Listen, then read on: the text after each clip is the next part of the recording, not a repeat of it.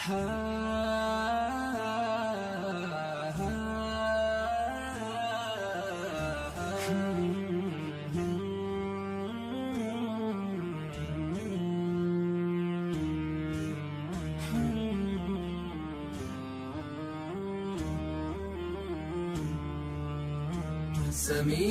تسامى سما في سماء كأن سماه بأسمائه. بسم الله الرحمن الرحيم، والصلاة والسلام على أشرف المرسلين سيدنا محمد وعلى آله وصحبه أجمعين إلى يوم الدين. اللهم علمنا ما ينفعنا وانفعنا بما علمتنا وزدنا علما. اللهم أرنا الحق حقا وارزقنا اتباعه، وأرنا الباطل باطلا وارزقنا اجتنابه. اللهم اجعلنا ممن يستمعون القول فيتبعون أحسنه، وأدخلنا برحمتك في عبادك الصالحين. Alors, de mon côté, je vous remercie de m'avoir invité à cette assise que j'espère être bénie par Dieu, Inch'Allah Rahman Rahim. Nous allons au cours de laquelle faire un voyage spirituel à la lumière des prémices de la révélation. Juste un petit rappel, tous on connaît que il y avait un homme dans les quarantaines, c'est l'âge optimal de la maturité, ayant mené une vie entre guillemets ordinaire jusqu'à ce qu'il soit nommé prophète. Alors c'est là où on découvre que sa vie n'était pas normale, ou n'était pas ordinaire, mais aux yeux de tout le monde à l'époque, c'était une vie ordinaire. Un orphelin qui a travaillé comme berger dans ses débuts, et puis commerçant. Il s'est marié, il a eu des enfants, mais entre les lignes, il y avait quelqu'un qui allait fréquemment dans une grotte à la recherche de la discrétion et la tranquillité. Alors, tout ça, on va voir la signification.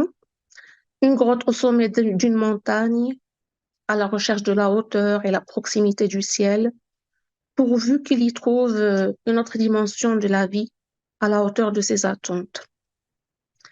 Il pratiquait la méditation, c'était sa coutume et c'est son habitude, à la recherche d'un sens suprême à la vie, autre que celle qu'il a vue autour de lui. On connaît tous l'environnement où il a vécu. Donc, c'était son rituel qui a duré des années et des années. Lors d'une nuit, apparaît subitement l'ange Jibril. Pour résumer, il est connu dans le Coran sous la description Shadidul Quwa, parce que je ne m'arrêterai pas là pour décrire qui c'est Jibril, j'irai droit au but. Et Jibril prononça le premier mot de la révélation, Iqra. L'homme dont je parlais, c'est Mohammed alayhi salatu wassalam. Alors, cette rencontre fut la première ou bien le premier conseil scientifique dans lequel Jibril était l'enseignant et l'apprenti était Mohammed alayhi salatu wassalam. Et ce conseil scientifique, il a débuté par un simple mot, Iqra, auquel, bien sûr, Sayyidina Mohammed alayhi salatu wassalam, il a répondu, Ma ana biqari.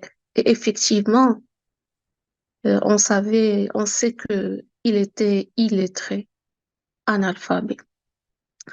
Alors, nous allons méditer avec sagesse cette première rencontre entre Jibril et le futur prophète, parce que à cet instant-là, avant cet instant-là, il n'était pas encore prophète. Donc, si ce premier mot immortel tiré des paroles du Seigneur, Rabb al-Alamin, est dans l'origine, bien sûr, c'était le premier mot de toute la révélation, qui a honoré la terre. Iqra a été le premier mot qui a atterri dans le Coran.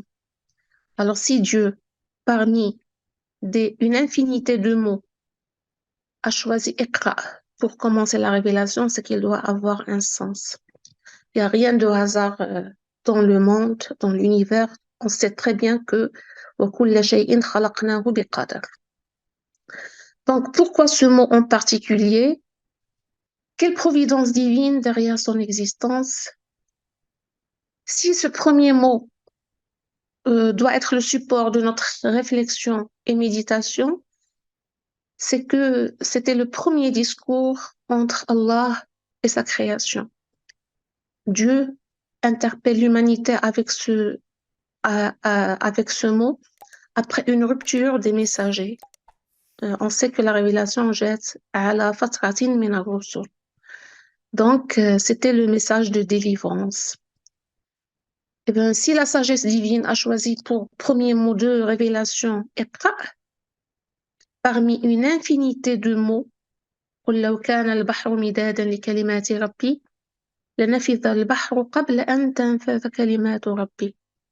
Alors, si ce mot, il a eu le privilège d'être choisi parmi cette infinité de mots, c'est pour les messages et les finalités qu'il porte. Donc, il est nécessaire d'en examiner les secrets et les faits et d'en extraire les subtilités et les dimensions. Iqra a plusieurs significations. La première, c'est celle qu'on sait tous. Li, Iqra, c'est li.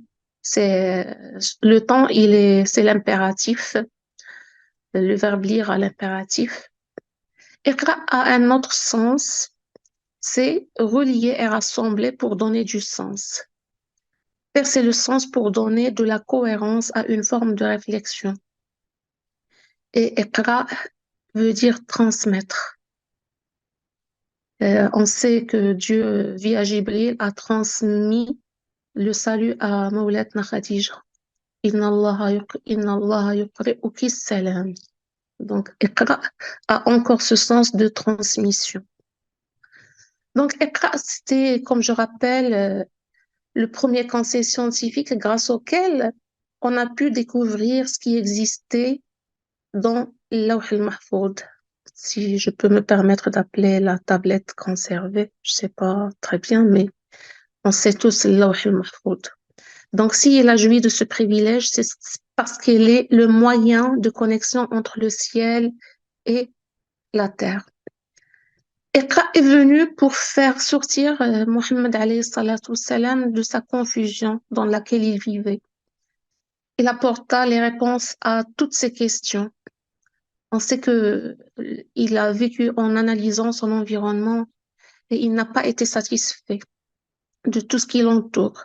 Donc, il a choisi de se retirer en quête du sens à la vie. Et Iqra a surgi pour lui à ce moment, alors qu'il était isolé dans Ghar Hira. Donc, Iqra a surgi pour lui apporter du sens à ce qu'il n'a pas admis comme style de vie. Iqra est le premier rayon de lumière du savoir qui a illuminé les coins du globe et notre vie avec. Alors qu'on vivait dans l'obscurité, on sait que l'époque, elle était appelée El-Jahiliya. Donc, Iqra, le premier verset du Coran et les versets, bien sûr, du Coran, ils doivent être pris comme des phares qui illuminent les chemins et des enseignes qui orientent les destinations et non pas de simples versets, de simples mots ou bien phrases. Il y a le verset qui dit قد جاءكم بصائر من ربكم فمن أبصر فلنفسه ومن عمي فعليها.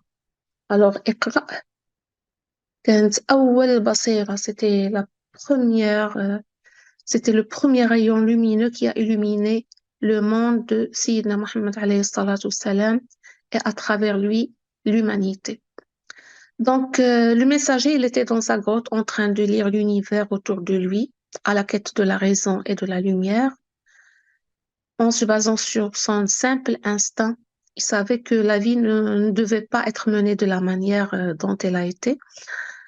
Et lors de sa méditation, il rassemblait beaucoup d'enseignes qu'il observait autour de lui lors de sa méditation.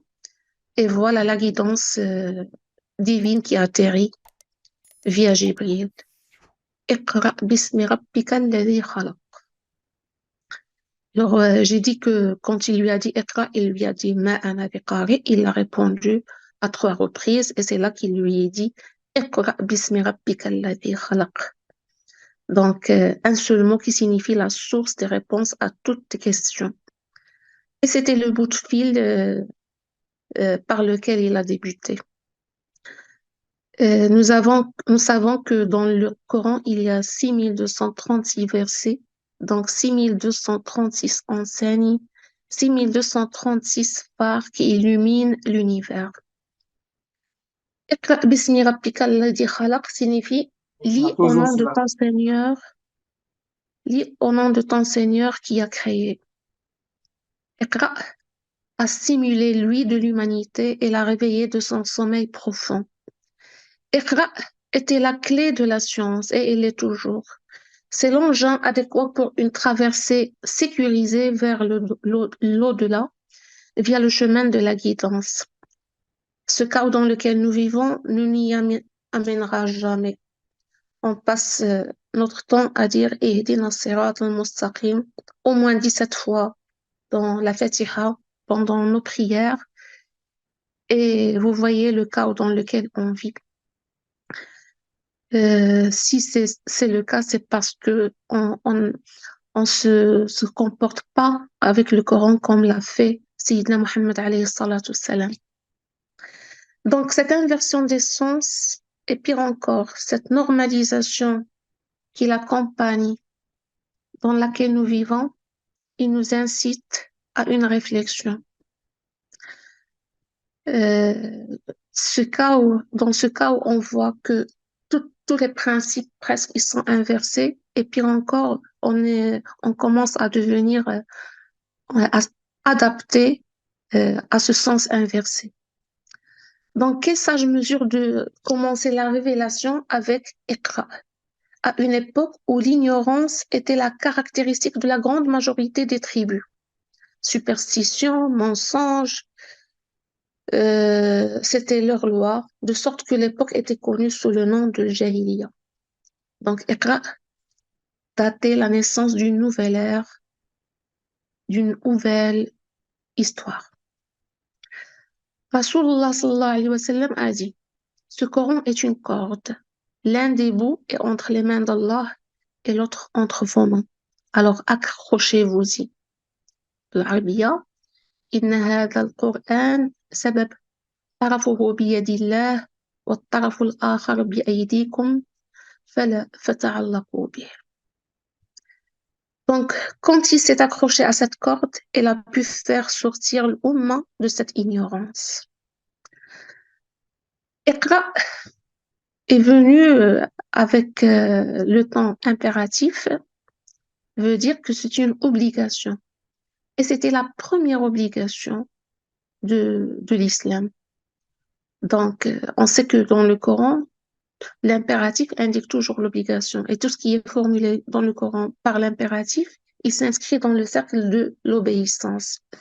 Il indique que le commandement de lire n'est pas un choix, mais plutôt une obligation. Et sur ce, tous ceux qui croient en ce verset doivent lire, sinon ils désobéissent à Dieu et commettent des péchés. Iqra contient une indication profonde que la lecture prime sur les autres adorations, puisque le premier immortel n'était ni pris, ni zaki, ni jeune, ni jahid, ni adore, ni dit. On sait que dans le Coran, presque toutes les instructions formulées par Rasulullah, elles étaient formulées avec le verbe dire. Qul, qul, qul. À chaque fois, il nous donne une instruction, c'est précédé par qul. Mais le premier mot de la révélation, c'était Iqra et non pas qul. ni rien de toutes ces adorations qui sont primordiales. Donc, Iqra a marqué l'aube d'une nouvelle vie dans laquelle tout est basé sur la science. Les futurs croyants, je dis futurs parce que après Iqra, c'est là où le risala va se transmettre et c'est là où les gens vont croire, y croire ou non. Donc, c'est pour ça que je formule la phrase avec les futurs croyants. Les futurs croyants après Iqra, ceux qui entendront le Coran, ils vont y croire. Ils seront éduqués sur la première base fondatrice de toute bonne parole et toute véritable action réussie dans la vie. Donc, si Iqra prime sur l'ensemble des adorations, c'est parce qu'elle est le seul moyen pour que l'adoration soit faite en bonne et due forme. Donc, toutes les adorations doivent être faites correctement pourvu qu'elles soient acceptées. Donc, s'il n'y avait pas Iqra, toutes nos adorations, ils seraient déformées et probablement, et pas probablement, sûrement non acceptées. Donc, l'adoration des ignorants, on dit que l'adoration des ignorants est une moquerie pour le Satan. Et encore, un savant, ou bien faqih, est plus sévère contre le Satan que 1000 adorateurs pour montrer l'intérêt et l'importance du savoir. Donc, le savant, il craint un faqih et ne craint pas 1000 adorateurs. Donc, avant de s'agenouiller et de se prosterner, il nous faut Iqra pour connaître la manière correcte avec laquelle on va faire notre prière. Et mieux encore, connaître la valeur de qui, de celui à qui on va prosterner. Donc, pour cette raison et d'autres qu'on va illustrer après, l'islam a commencé par encourager à la lecture et au savoir, avant les paroles et l'action. C'était d'ailleurs l'approche du prophète dans l'éducation de ses compagnons. Il avait l'habitude d'attirer leur attention sur l'obligation de la lecture et du savoir en disant من خرج في طلب العلم فهو في سبيل الله حتى يرجع. Celui qui sort à la recherche de la connaissance, il est donc quiconque sort pour chercher la science, il est dans le sentier d'Allah jusqu'à ce qu'il revienne. Et il y a le hadith qui dit la recherche de la connaissance est une obligation pour tout musulman. Talabul ilm faridatun ala kulli muslim.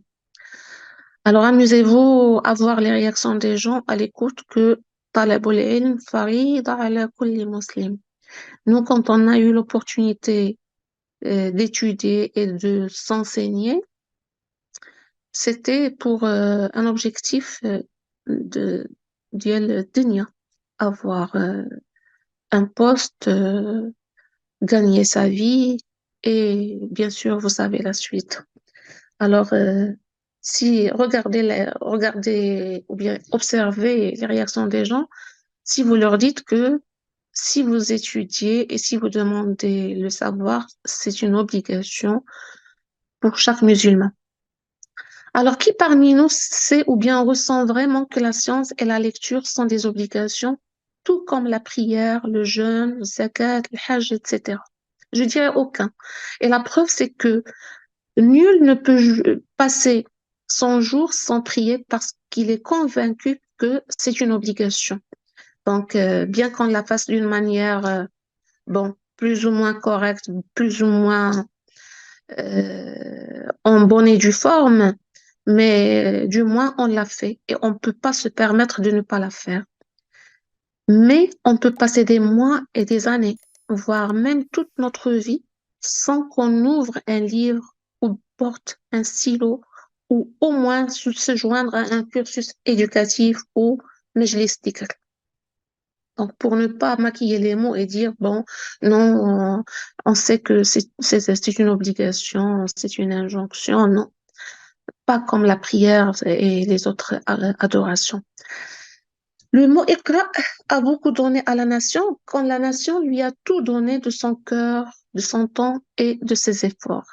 Salaf Salih, qui ont bénéficié de la bénédiction divine lors de leur parcours sur terre, ils recherchaient la connaissance et l'aimaient comme la prière, le jeûne et le pèlerinage. Ils avaient la foi que la science est une obligation pour tout musulman et ils se sont mis en route à sa recherche dans les quatre coins du monde. Ils collectionnaient toutes les connaissances utiles à l'humanité qu'ils trouvaient sur leur chemin. Mieux encore, chacun dans son domaine, dans le domaine qu'il maîtrisait, il apportait sa valeur ajoutée à ce qu'il a cumulé, jusqu'à ce qu'une foule immense de génies et de scientifiques apparaissent dans tous les aspects de la connaissance de la vie. Leur motivation derrière cette excellence, ou bien la motivation derrière leur excellence, est le sens de l'obligation auquel le prophète a lié le mouvement de la lecture et de l'apprentissage dans la vie du musulman. S'ils ne croyaient pas en le fait que la science et le savoir est une obligation, ils n'auraient pas dû subir toute la souffrance qu'ils ont endurée dans leur chemin. Ils acquéraient et développaient constamment leurs connaissances pour les partager autour d'eux, comme voie d'adoration. Donc, c'était leur façon d'adorer Dieu, transmettre le savoir. Ça les rapprochait de Dieu, tout comme la prière, le jeûne et le pèlerinage.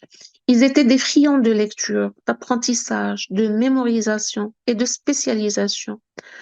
On savait qu'il y avait beaucoup de savants à l'époque, ceux qui s'y connaissaient dans l'astronomie, dans la médecine, en plus, bien sûr, des sciences religieuses. Non pas parce que c'est le moyen de décrocher des postes, ni d'ascension dans les grades et dans les salaires, mais parce que c'était une obligation pour préserver et promouvoir la religion. Et ça doit l'être pour toute la nation. Mais malheureusement, c'est pas le cas. Alors, je reviens à la réaction de Sayyidina Muhammad sallallahu alayhi wa sallam au mot Iqra qu'il vient d'entendre pour la première fois. Il a dit Ma ana biqari. Ça veut dire je ne suis pas un lecteur. Je sais pas lire, tout simplement. Alors, on peut trouver étrange que la révélation a commencé par le mot lire, euh, ordonné à un prophète qui est illettré. Mais la sagesse divine derrière ça, c'est que s'ils savaient écrire et lire, ceux qui avaient une maladie dans leur cœur auraient été méfiants. Mais il est resté sur l'instinct que Dieu a choisi pour ses prophètes. Il n'a appris d'aucun être humain et n'a lu aucun livre jusqu'à avoir joui de l'honneur de que son enseignant soit Rabb al-Izza wal Jalal, qui a fait de lui le maître des érudits et l'enseignant de toute l'humanité. Ainsi, l'analphabétisme à son égard était un honneur et non une défaite. C'était une gloire. Alors, bien qu'il était illettré, et bien sûr, vous savez que les Qurayshis qui n'ont pas cru, ils disaient sha'ir, ils disaient sahir, donc un sorcier, un poète, mais ils n'ont jamais osé dire que Rasoul. Alors, s'il était encore, s'il savait bien sûr lire et écrire, ils auraient confirmé ça. Donc ça, c'est la première finalité que le prophète sallallahu alayhi wa sallam, il était illettré. Et la révélation commence par Iqra, à son égard, c'était justement la finalité que pour ce prophète qui est illettré, euh, transmettre son message, il nécessite le savoir. Et le savoir commence par Iqra. Autre chose, la lecture, il n'est pas faite seulement pour... donc ça, c'est la deuxième finalité. Donc la lecture, il n'est pas faite seulement pour les livres et les supports écrits. On peut lire les versets de Dieu dans l'univers et nous servir de prêche mieux que si on lit un livre. Et c'était d'ailleurs la pratique habituelle de Rasulullah sallallahu alayhi wa sallam avant sa mission et celle des autres prophètes et même des awliya Allah salihin en tout temps. La méditation, durant la méditation, on arrive à déchiffrer beaucoup de versets dans l'univers. Et avant qu'il soit le messager de Rabb al-Alamin, c'était quelqu'un qui contemplaient l'univers et méditaient à la recherche du savoir. Donc, s'il n'y a pas de complément d'objet dans cette phrase, donc, اقرأ باسم ربك اقرأ باسم ربك الذي خلق, la phrase, on n'y trouve pas un complément d'objet, ni direct ni indirect. C'est que l'objectif, c'est que ce savoir, il est général et générique. C'est plus global et la lecture peut avoir lieu à partir d'un support écrit et de l'univers. Donc, une lecture plus dynamique et non statique, avec plus de profondeur dans l'analyse et la réflexion, pour nous connecter aux créatures et à leur créateur, Rabb al-Alamin, et pour connaître l'humain. Donc, la lecture, ça peut être faite sur un support écrit, comme ça peut être faite sur un support visible. La troisième finalité, c'est que l'analphabétisme de l'enseignant de l'humanité, Muallim al-Bashariya, Muhammad alayhi salatu wassalam, c'est l'autre aspect qui montre que la sagesse divine, du fait que la révélation ait commencé par le mot lire, cette sagesse, elle veut dire que le messager, il est censé apprendre avant de transmettre. Donc, il était analphabète et pour accomplir sa mission de messager, il doit apprendre avant de transmettre. Donc, اقرأ باسم ربك الذي خلق a un autre sens. C'est que la lecture, elle doit être conforme à la volonté divine et selon le grand but qu'elle vise, celui de connaître Dieu et l'adorer comme il le mérite. Une lecture selon les principes et les valeurs ramenées par la révélation. Quand l'homme n'a pas écouté les paroles de Rabbi Izza wal Jalal, Iqra bismi rabbika alladhi khalaq, il a été injuste vers le savoir à 2 reprises. La première fois, quand il a abandonné la lecture en tant qu'obligation et exigence islamique. Et la deuxième fois, quand il lisait et s'acharnait de cumuler beaucoup de connaissances, mais en s'écartant d'une autre vérité, celle de lire au nom de Dieu, au nom de Dieu qui a créé. Il a oublié de lire fi sabilillahi alladhi khalaq et de produire fi sabilillahi alladhi khalaq et ne voyant très bien les résultats d'un savoir qui est loin du chemin d'Allah. Tous ceux qui ont créé pas mal d'inventions qui détruisent l'humanité, ils n'ont pas lu au nom de Dieu. Ils n'ont pas lu Bismillah, Bismillahi alladhi khalaq, Bismi Rabbina alladhi khalaq. Bi, c'est une préposition qui signifie l'ilsaq, c'est coller. Ça veut dire tout ce que tu fais doit être Bismillah, Bismi Rabbika alladhi khalaq, comme source et comme repère et avec son aide. Tout ce qu'on fait, on doit le coller à la capacité que nous a donné et nous a procuré Dieu. On ne fait rien de notre propre pouvoir. La hawla lana wa la quwwata illa billahi al-ali al-azim. Donc, tout ce que tu fais doit être Bismi Rabbika alladhi khalaq.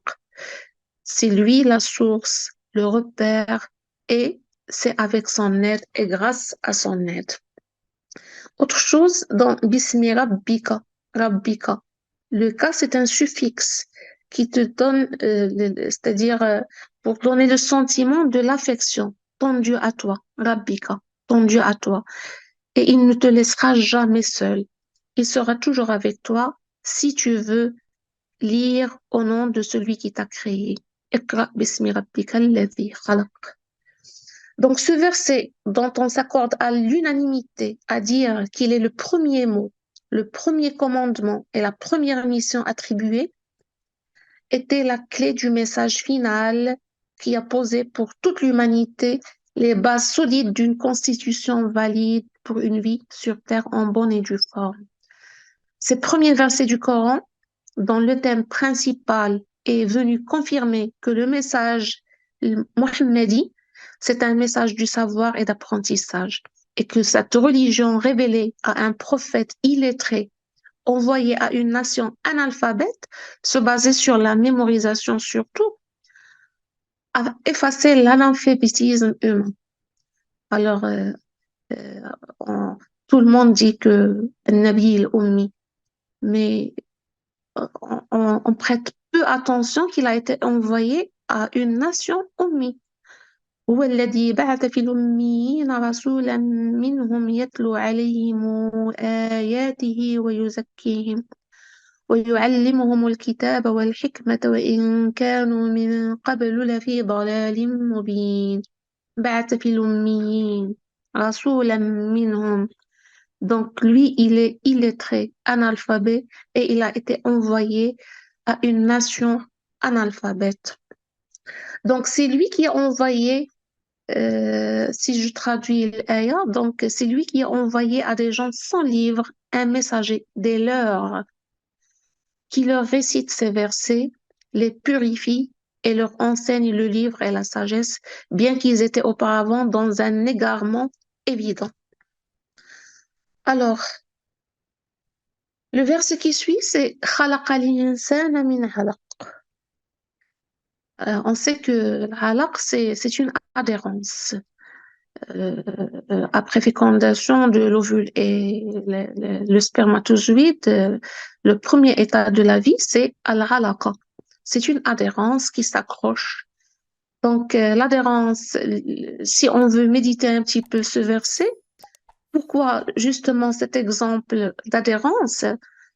Peut-être, probablement pour faire référence à deux choses.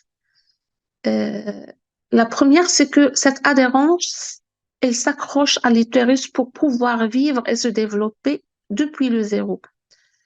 Et puis, c'est le cordon ombilical qui prend la relève quand elle devient fœtus. Alors, nous aussi, nous ne pouvons vivre qu'en s'accrochant au cordon qui nous rattache à Allah, c'est le Coran. Le deuxième sens, al-halaq, pour dire que toi, être humain qui n'était rien du tout qu'une adhérence, si tu médites, tu ne médites que ton développement, tu serais en mesure d'apprendre beaucoup de choses à travers uniquement la méditation. Donc, la lecture n'a pas forcément besoin d'un support écrit, ça a besoin de méditer ce qui t'entoure. Iqra wa rabbuka al-akram. C'est le verset qui suit. Ça veut dire, lisez et votre Seigneur est le plus noble, le plus généreux. Pour te dire que Dieu qui t'a créé et a créé l'univers, il veille sur sa créature. هو الحي القيوم أحيا وقام على ملكه. C'est pourquoi il est le plus noble et le plus généreux. Akramul akramin.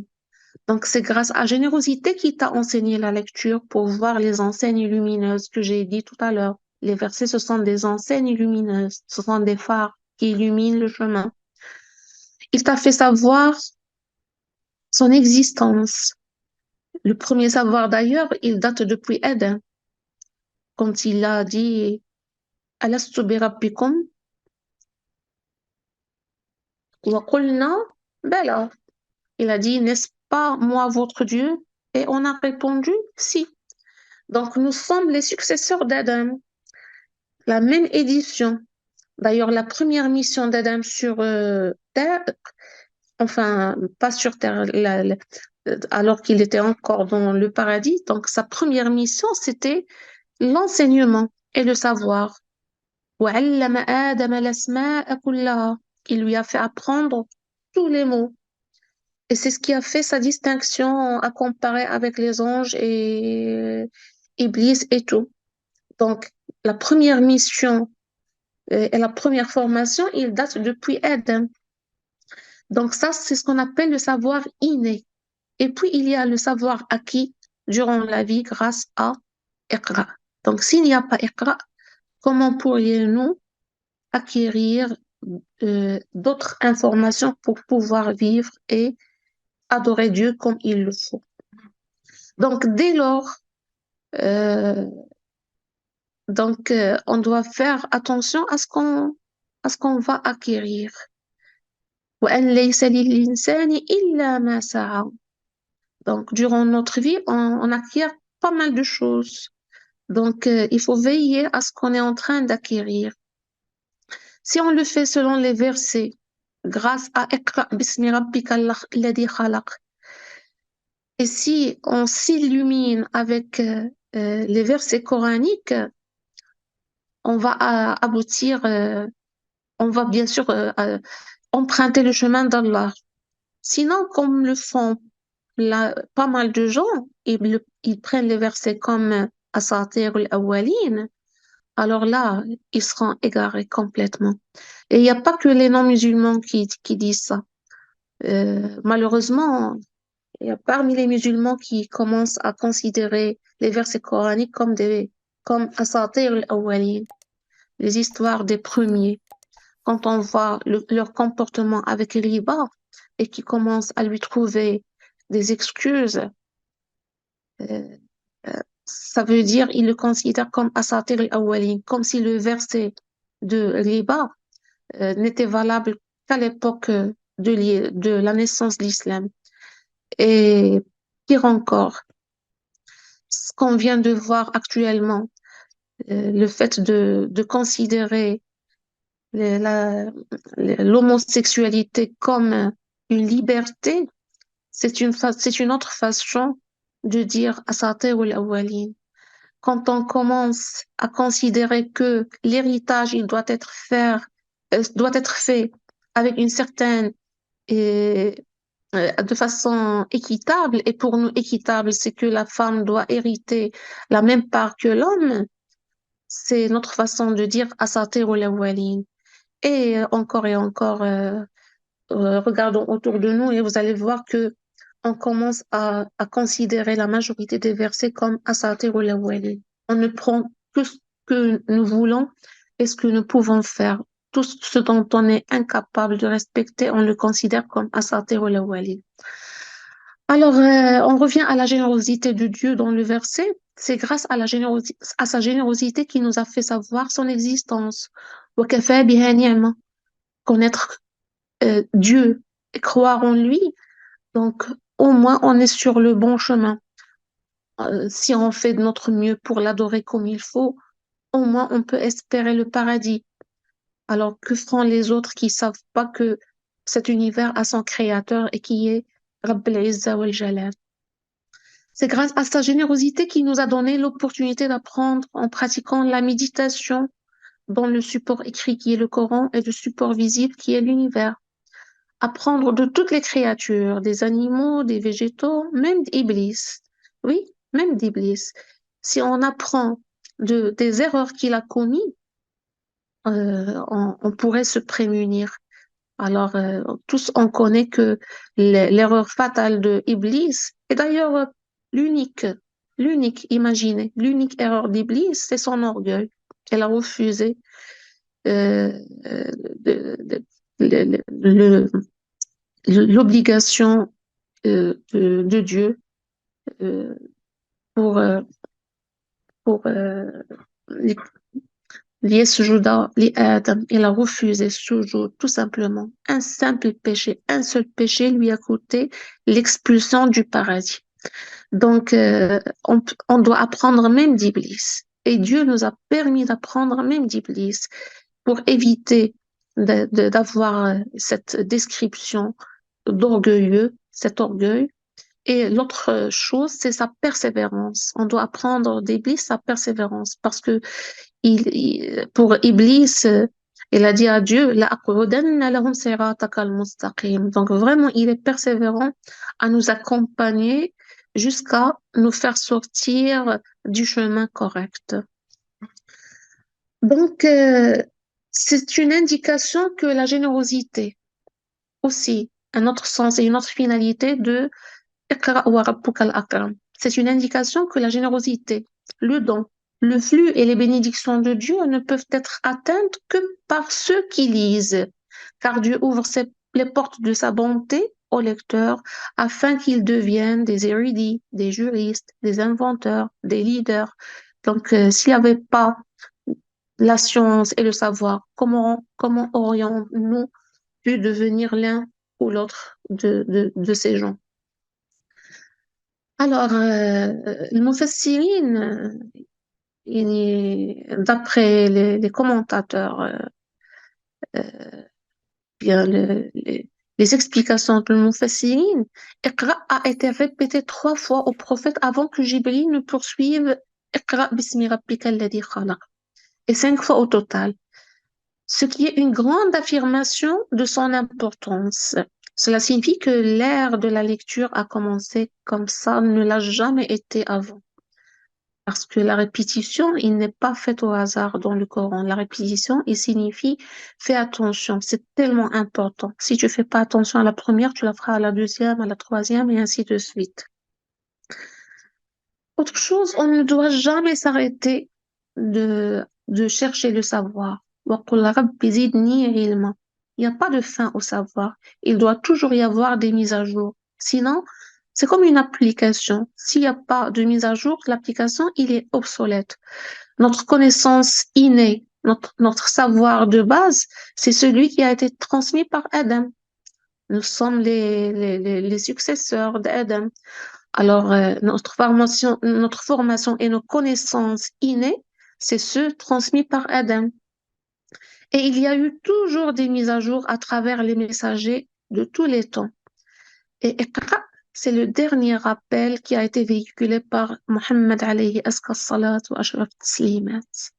Donc, Iqra bismi rabbika alladhi khalaq, c'est la dernière mise à jour que nous a apporté Rasulullah sallallahu alayhi wa sallam.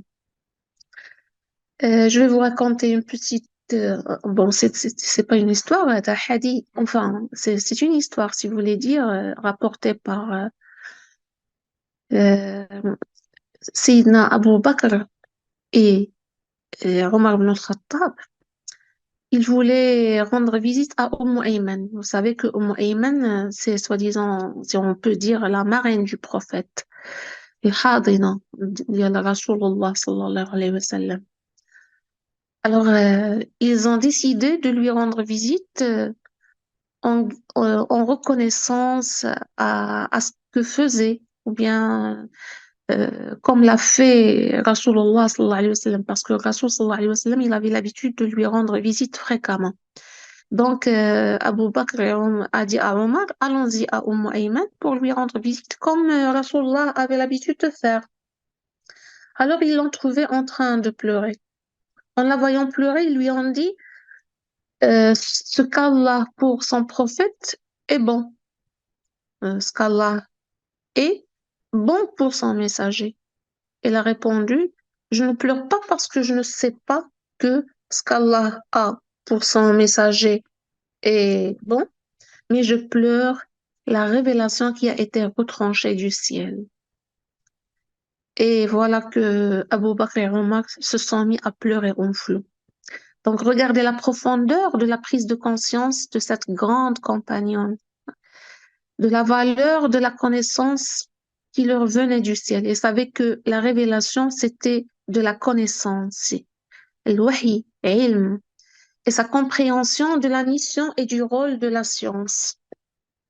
Elle n'a pas pleuré la mort de son prophète bien-aimé, qui a été élevé euh, par elle, chez elle, mais elle a pleuré l'interruption de la révélation du ciel. Alors, les pleurs en ce sens ne doivent jamais être interrompus jusqu'à la fin du monde. Mais malheureusement, on n'a pas la même profondeur de pensée que Ayman. Une petite méditation sur les lieux où le mot lire apparaît dans le Coran. المواضع التي جاءت فيها كلمة اقرأ.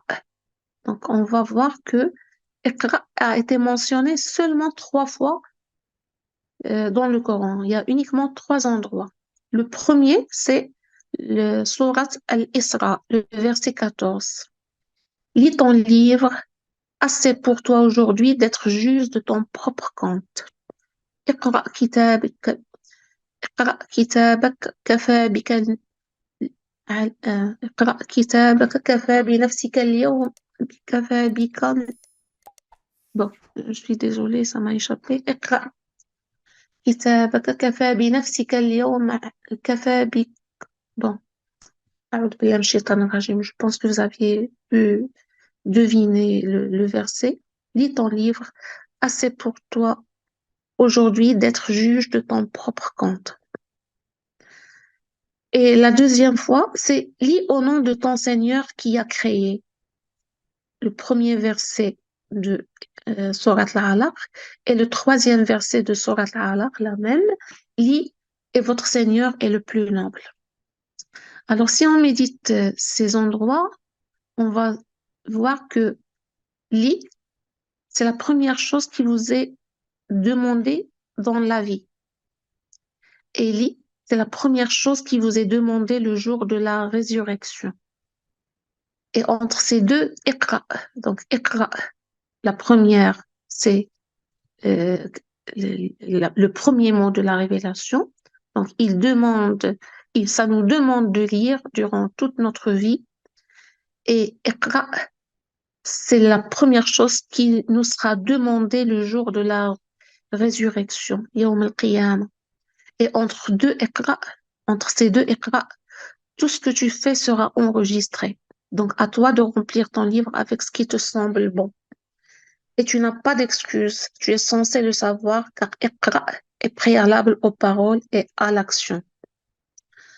روي عن معاذ بن جبل رضي الله عنه أنه قال, je vais le dire en arabe et puis le traduire, تعلموا العلم فإن تعلمه لله خشية وطلبه عبادة ومذاكرته تسبيح والبحث عنه جهاد وتعليمه لمن لا يعلمه صدقة وبذله لأهله قربة لأنه معالم الحلال والحرام ومنار سبيل الجنة والأنس في الوحدة والمحدث في الخلوة والصاحب في العزلة والدليل على السراء والضراء والسلاح على الأعداء والزين عند الأخلاء والقريب عند الغرباء.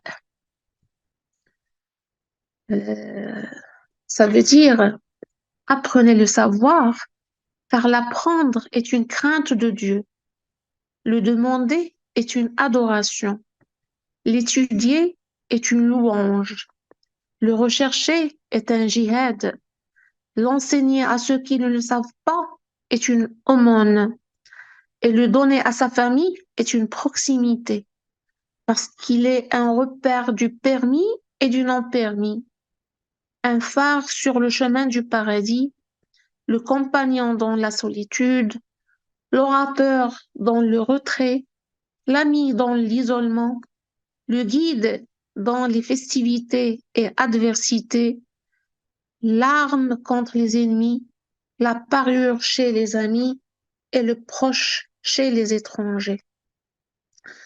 Pour conclure, Iqra a fait la chronique de la première expédition scientifique qui a établi la plus grande nation de l'histoire de l'humanité durant la période la plus courte, 23 ans seulement. Alors nous avons besoin de Iqra pour qu'elle fasse de nous, en nous, ce qu'elle a fait في الجاهلية الأولى.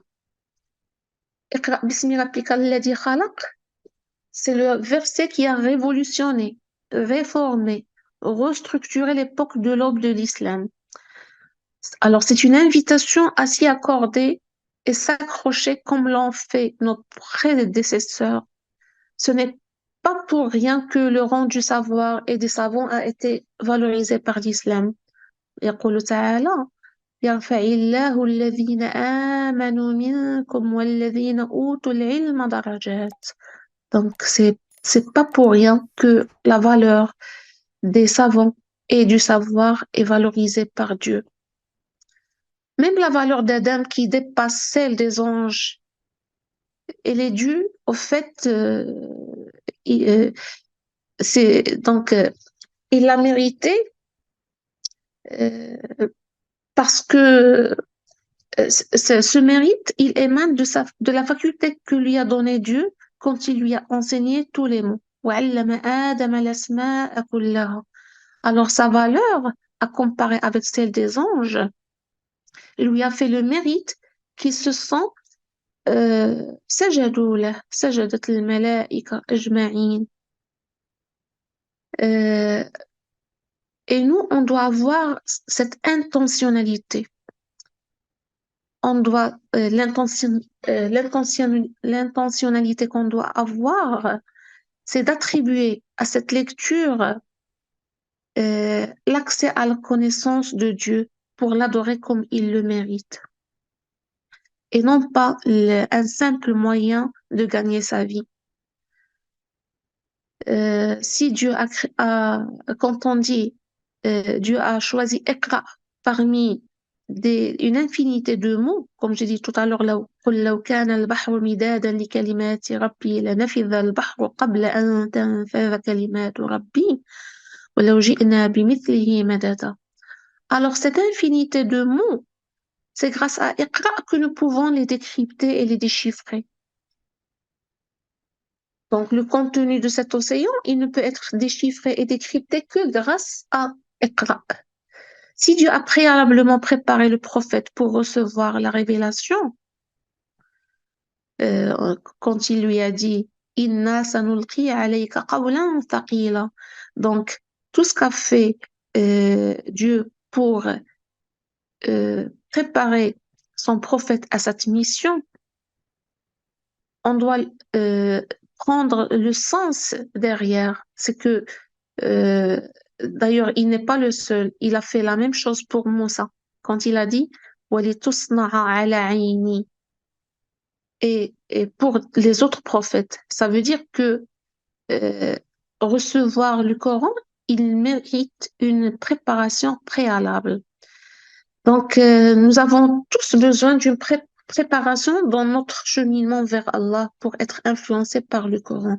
Et c'est ça le malheur. On passe pas mal de temps à lire le Coran, mais on n'est pas tellement influencé. Pourquoi? Parce on lui donne pas cette valeur que سَنُلْقِي عَلَيْكَ قَوْلًا ثَقِيلًا. Donc, nous devons nous débarrasser de toutes les impuretés qui couvrent notre cœur et nous décharger des ténèbres de notre mode de vie. Nos objectifs dans la vie se sont restreints à manger, s'habiller, bénéficier de la beauté de ce que nous voyons dans l'univers, puiser des, euh, de toutes sources de la vie.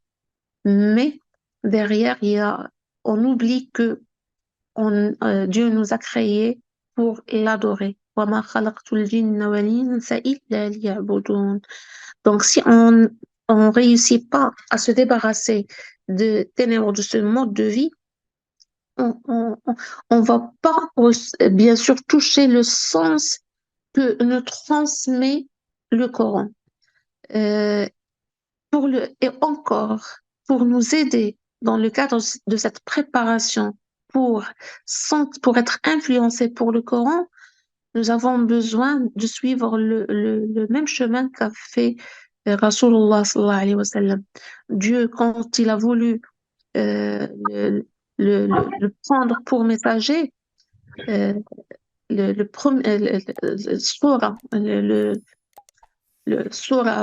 suivante qui est venue, c'était يا أيها المزمل قم الليل إلا قليلا نصفه أو انقص منه قليلا أو زد عليه ورتل القرآن ترتيلا إنا سنلقي عليك قولا ثقيلا. Alors, سنلقي عليك قولا ثقيلا, la préparation c'était ça. ورتل القرآن ترتيلا. Et le verset qui vient après, إن ناشئة الليل هي أشد وطئا وأقوم قيلا. Donc, si on veut quelque chose qui pourra nous aider à être influencé par le Coran et bénéficier de cette première révélation qui est Iqra, il nous faut suivre le même chemin. C'est céder par Qiyam al-Layl. Ça a besoin de patience parce que même pour le prophète, Dieu lui a dit Fasbir sabran jamila.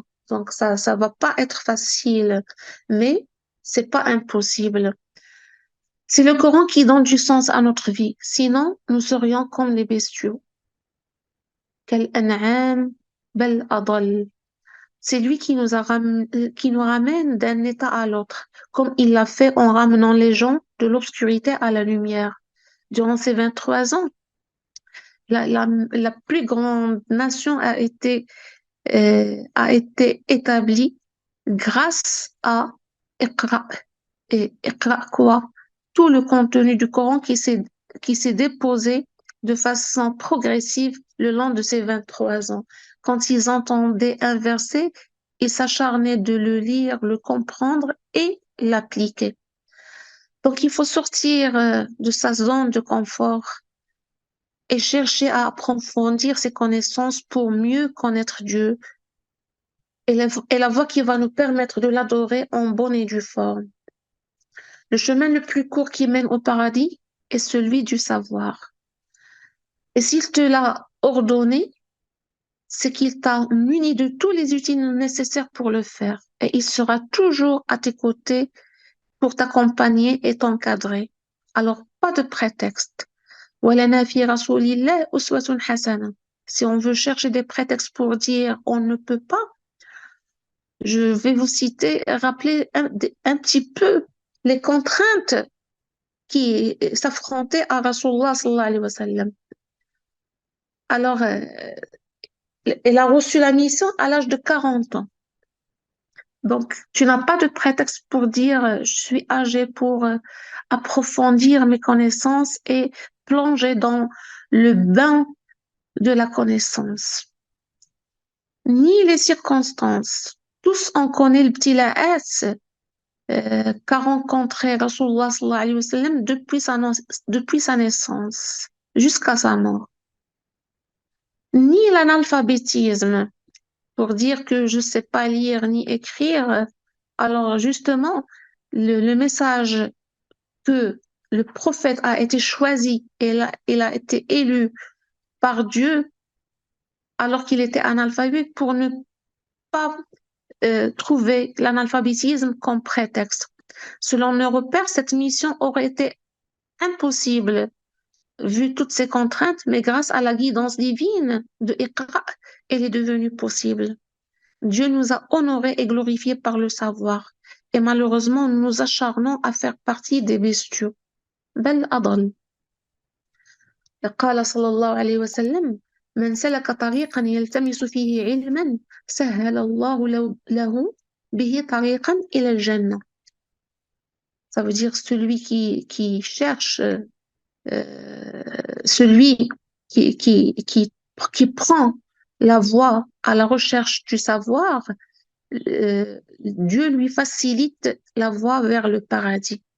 C'est pourquoi nous avons besoin de la même mission scientifique dans l'exhaustivité et la perfection. En témoigne l'histoire et avant l'histoire, en témoigne Sayyidina Muhammad sallallahu alayhi wa sallam. On sait que la Risale al-Muhammadiyya, elle était exhaustive et perfectionnée. Et on a vu son résultat durant 23 ans et même après. Donc, elle a été établie pendant 23 ans et les Sahaba wa Tabi'in, ils ont poursuivi le même chemin qui a fait que l'islam a régné l'univers. Donc, aujourd'hui, euh, on doit emprunter la même voie. Et cette mission, elle est toujours valable. Rasulullah sallallahu alayhi wa sallam, quand il a dit aujourd'hui j'ai achevé pour vous votre religion, al-yawma akmaltu lakum dinakum, c'est que la religion elle est complète. Et son syllabus, il est valable pour tous les temps et tous les lieux. Il n'a pas été déformé comme les autres religions, ni transformé, ni modifié, et ce, grâce à la protection divine. Inna nahnu nazzalna dhikra wa inna lahu lahafidhun. Donc, puisque nous avons l'exemple devant nous, euh, euh, un protocole qui a amené les musulmans à l'apogée de la réussite. Pourquoi ne pas suivre la même voie? Alors, à ceux qui traînent sur les trottoirs d'un monde éphémère, je dis, j'espère que vous puissiez méditer ce sens profond du premier mot de la méditation. Iqra. Le train du temps voyage à vitesse d'éclair et sans frein. Alors dépêchez-vous de monter à bord du navire du sauvetage, celui de Iqra bismi rabbika alladhi khalaq. Il y a de la place pour tout le monde. Iqra bismi rabbika alladhi khalaq, c'est elle qui va te permettre de remettre en cause tes états et tes habits. Pas les habits qu'on porte, mais les habits de la piété. Libas taqwa. Tes états avec Dieu, faire ou ne pas faire. Comment tu peux le savoir s'il n'y a pas Iqra bismi rabbika alladhi khalaq? Tes états avec toi-même. Est-ce que tu as pitié de ton âme en lui épargnant l'enfer et lui voulant les niveaux suprêmes du paradis? Al-Firdaus al-A'la. Comment veux-tu y arriver sans Iqra bismi rabbika alladhi khalaq? Et tes états avec les gens, l'éthique, la morale, al-akhlaq.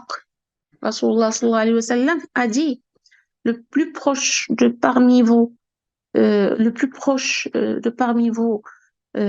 moi au paradis, c'est celui qui a les meilleurs, la meilleure morale. Donc, si je permets de le dire, أقربكم إلي منزلا يوم القيامة أحاسنكم أخلاقا. Donc, à ceux qui veulent se connecter au ciel, je dis, le seul moyen est Iqra bismi rabbika alladhi khalaq. À ceux qui veulent l'ascension dans leur âme, leur pensée et leur esprit vers les échelons suprêmes de l'adoration, je dis Iqra bismi rabbika alladhi khalaq. Nous avons tous besoin de maîtriser les piliers de l'islam. Alors, Iqra bismi rabbika alladhi khalaq. À ceux qui cherchent la formule de la véritable piété, liyattaqi la haqqa tuqatih. Je dis Iqra bismi rabbika alladhi khalaq. À ceux qui visent l'excellence, al-ihsan. Et c'est quoi? C'est adorer Dieu comme on le voit. Et si on ne le voit pas, il nous voit. أن تعبد الله كأنك تراه وإن لم تكن تراه فإنه يراك.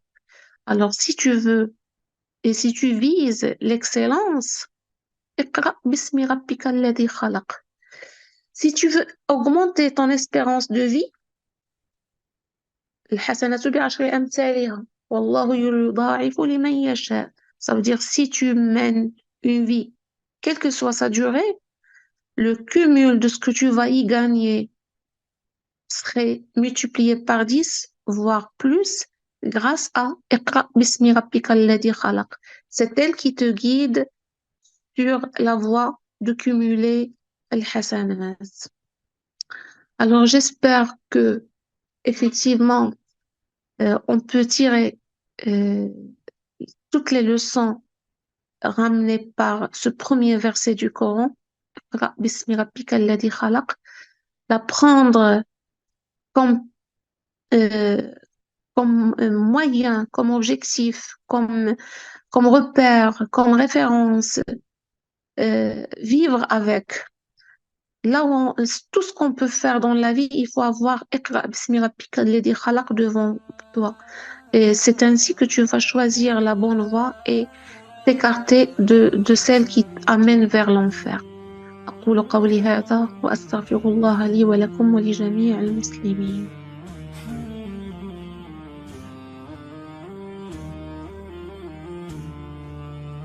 سمي تسامى سما في سماء كأن سماه بأسمائه